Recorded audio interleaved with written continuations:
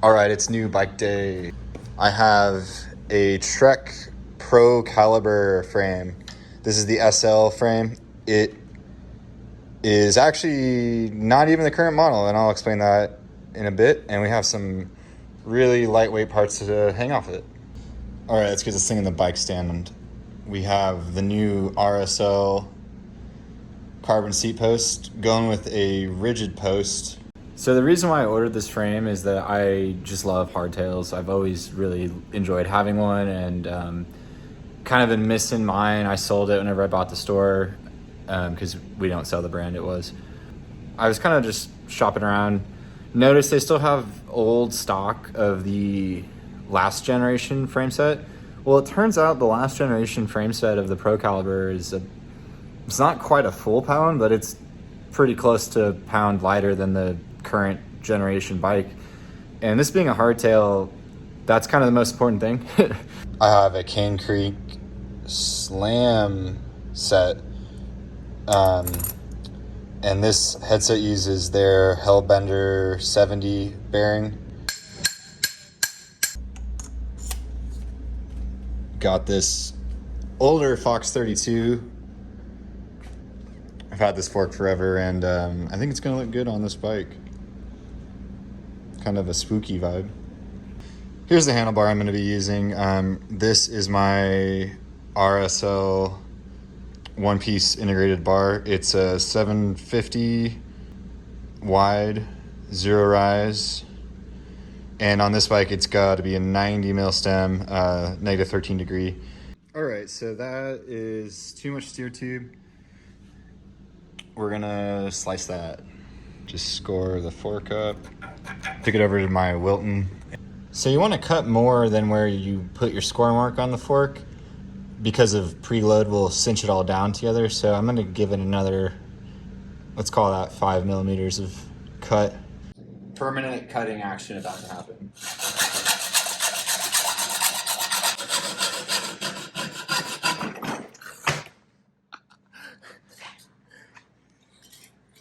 Need a new blade, I guess. Let me get that.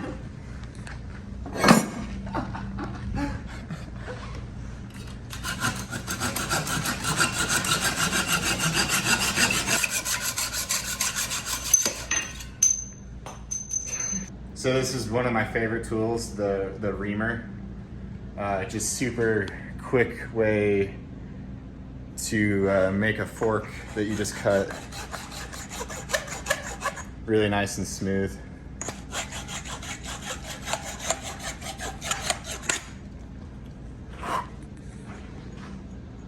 Yeah.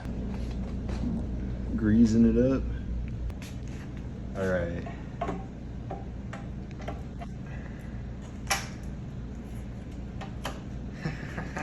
Oh no, we forgot a step. We forgot a crucial step here. We didn't put the star nut in the fork. This is another really fun tool. So thread the star nut onto the tool.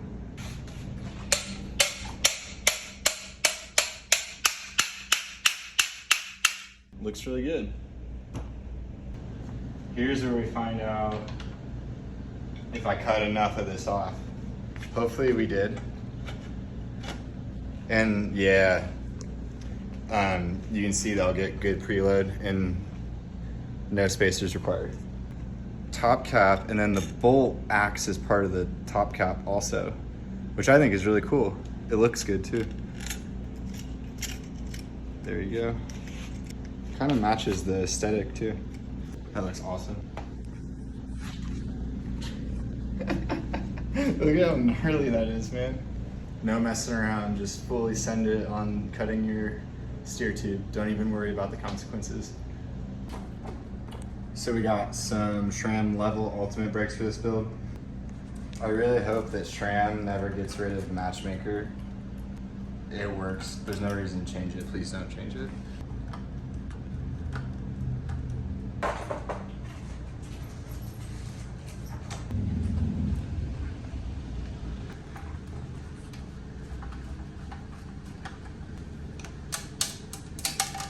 I know that this hose is way too long, so we're gonna just cut it and thread it through the frame.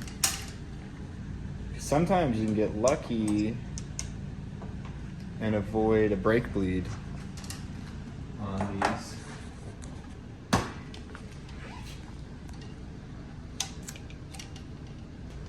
All right, let's see how good we are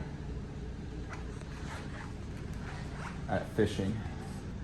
Oh, you know what? We gotta do the special Trek bit bob thing. This is so that your cables don't rattle. There we go. Problem solved. I want to get the cables cut correctly, so I need to put the brakes in the right spot.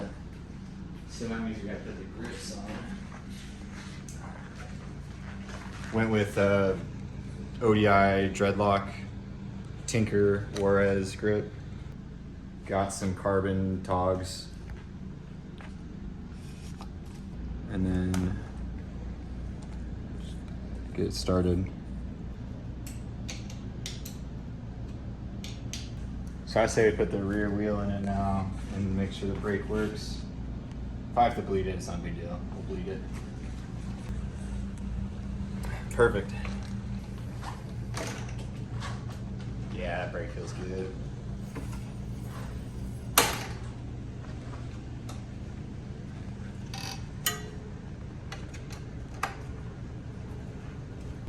Got that brake installed. Doesn't feel like we're gonna need to bleed it. Feels pretty good. Went pretty tight with the cut. I really want this bike to be pretty minimalist. That's why I ended up getting this SRAM XO Eagle cassette instead of an XX1 cassette. I just wanted the black one. They weigh the same. Got the Covey RSL wheels with the Maxxis Recon Race 2.4 wide trail tire. This frame is not really rated to fit this wide of a tire, but actually I think it's fine. Like, it's pretty good. We also got this Aeolus RSL saddle to match with the whole RSL theme. This is really interesting how they constructed the bridge between the two rails to make it stiff. Hopefully it doesn't break.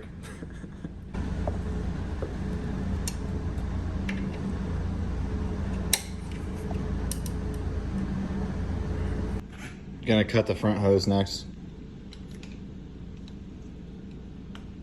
Trying to decide how much I want to take off. Probably a lot, actually. All right, so we got the brake olive. Just thread that onto there.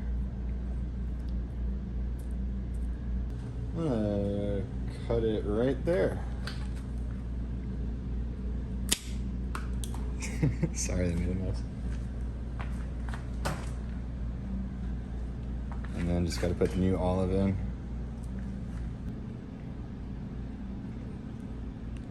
Usually tighten these down until it starts to spin the whole hose around. That's when you know it's bottomed out on the inside there.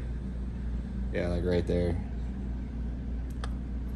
Throw that back in the brake. Get the crush nut started.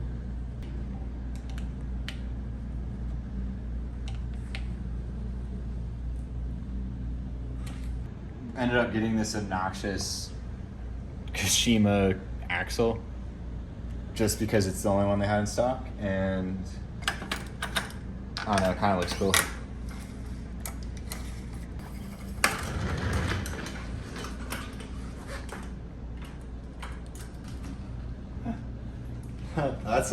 That's looking super cool. Trying to line up all the logos is hard, but it's a job. It's one of the most important jobs. The front end is so much heavier than the rear end right now, but it just feels so ridiculously light. The robot derailleur. So it's actually, this derailleur is already paired to the shifter out of the box. So that was easy. Let me grab the chain. Oh, now we're gonna do what is probably the most interesting thing of the entire build, which is install this BB Infinite bottom bracket. So this bottom bracket is made by BB Infinite made in Arkansas. I love these things. It just basically fixes all the problems of a press fit bottom bracket. No matter what Trek decided to cut this frame, like if it's all sloppy or what, it might be amazing, who knows. No matter what, I'm gonna insert this whole tube in the frame and it's gonna work. It's gonna be lined up. The cranks will be lined up inside of here, disregarding the potential misaligned bottom bracket shell in the frame. We're gonna find out. All right, so this bottom bracket requires a headset press to install. I've already got the BB Infinite tool on the headset press. The bottom bracket goes onto the headset press like this. You need to put this in the frame first.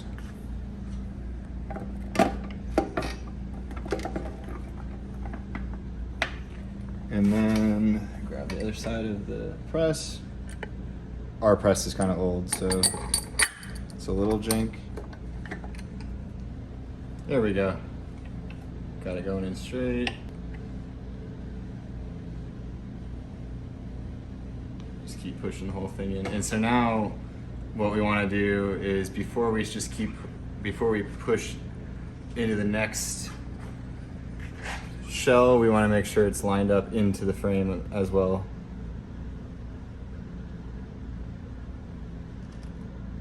So stopping there, we're going to inspect it.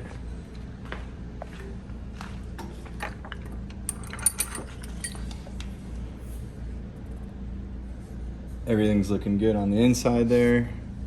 So I'm gonna back my tool back off and reset. Cool. This one's actually going in super easy. Just a little bit further needs to be pushed, but we're almost done. And that's where this other side comes in. If you see, the reason that you use this tool is so that you can kind of catch the other side of the bottom bracket, because it does protrude out.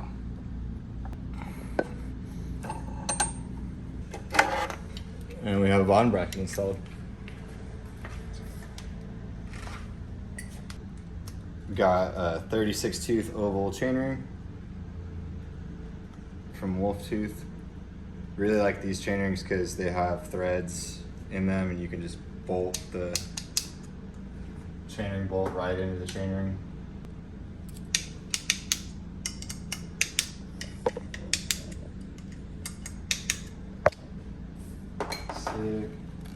One cool thing I really like to add to bikes is this Cane Creek. This one's dirty because it came off a different bike, but aluminum preload collar. Just makes it, I mean, if you ever break one of those, you'll know what I'm talking about. Just makes it way easier to get correct preload on your bottom bracket.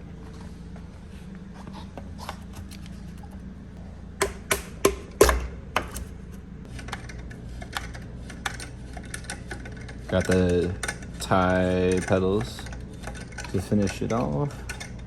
Black chain.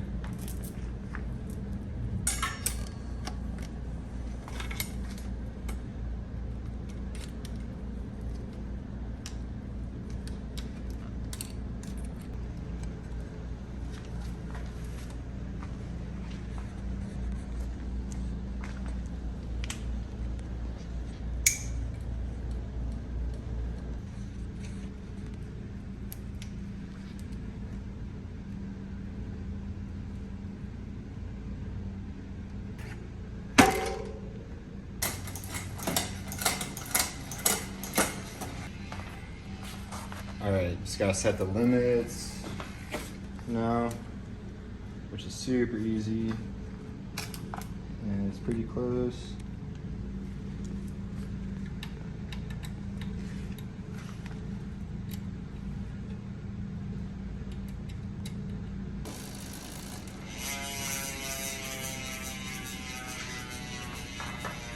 That's a good noise. All that's left is some bottle cages.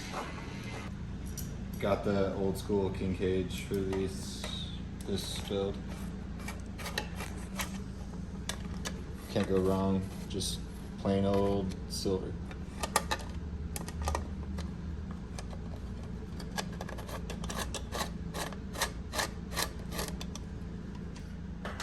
What do you think? I think that looks cool.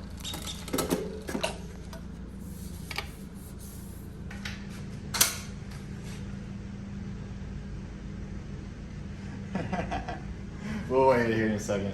Let's get some important things out of the way though. We gotta put some bicycle station stickers on this build.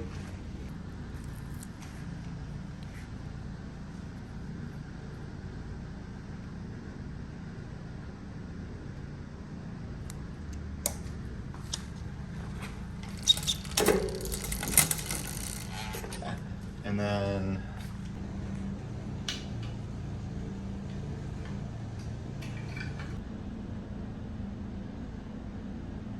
it wants to be 19, but I don't think it is. All right, it's 20 pounds. Well, that's a little bit heavier than I thought it would be, but we did put wireless shifting, big tires, and a big high plate cassette. So all in all, it's pretty weight for a hardtail.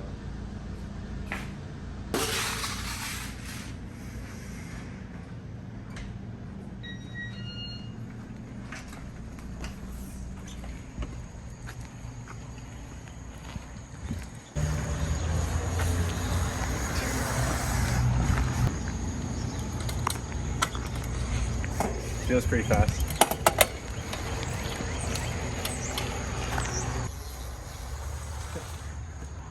So this thing's awesome. It's super lightweight, super fun build.